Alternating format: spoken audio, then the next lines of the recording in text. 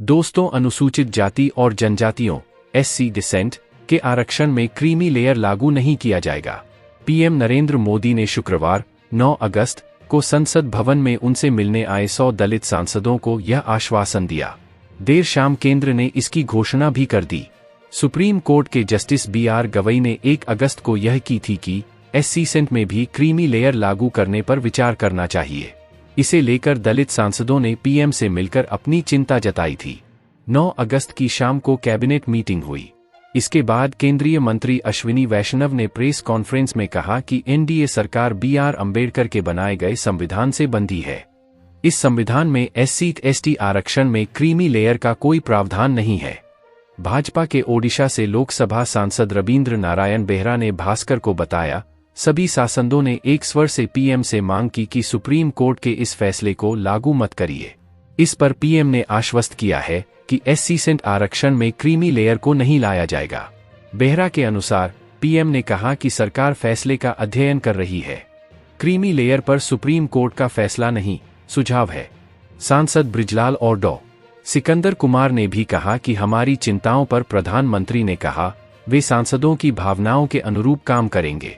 Supreme court ने 1 अगस्त को 20 साल पुराना अपना ही फैसला पलटते हुए कहा था, राज्य सरकारें अब अनुसूचित जाति यानी SC के रिजर्वेशन में कोटे में कोटा दे सकेंगी।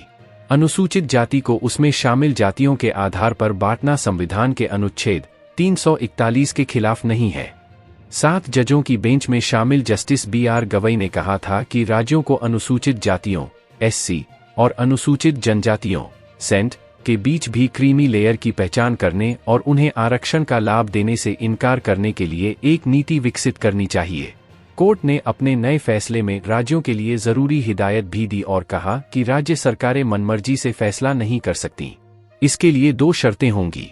पहली, अनुसूचित जाति के भीतर किसी एक जाति को 100% कोटा नहीं दे सकती। दूसरी, अनुसूचित जाति में शामिल किसी जाति का कोटा तय करने से पहले उसकी हिस्सेदारी का पुख्ता डेटा होना चाहिए। फैसले का आधार अदालत ने फैसला उन याचिकाओं पर सुनाया है जिनमें कहा गया था कि अनुसूचित जाति और जनजातियों के आरक्षण का फायदा उनमें शामिल कुछ ही जातियों को मिला है। इससे कई जातियां पीछे रह गई हैं। उन्हें मुख्यधारा में लाने के लिए कोटे में कोटा होना चाहिए। इस दलील के आड़े 2004 का फैसला आ रहा था जिसमें कहा गया था कि अनुसूचित जातियों को सब कैटेगरी में नहीं बांट सकते। राज्य सरकारें अब राज्यों में अनुसूचित जातियों में शामिल अन्य जातियों को भी कोटे में कोटा दे सकेंगी, यानी अनुसूचित जातियों की जो जातियां वंचित रह गई हैं उनके लिए कोटा बनाकर उन्हें आरक्षण दिया जा सकेगा।